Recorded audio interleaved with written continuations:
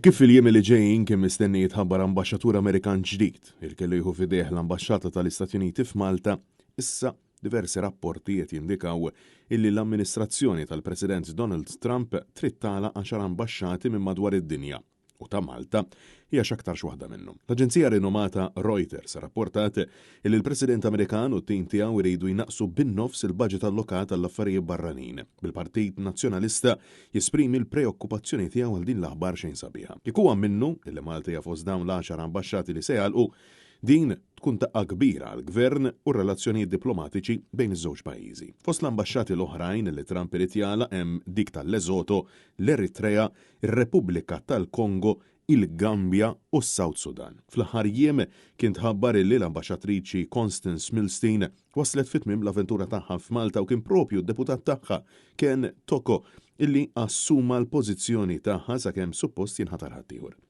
Dan kollu hekk kif Trump irid jaqta' ma' $30 biljun fi spejjeż b'sorsi qrib l-Ambaxxata Amerikana saħqu illi t-talba jaf tiġi emendata meta tasal quddiem il-Kungress Amerikan.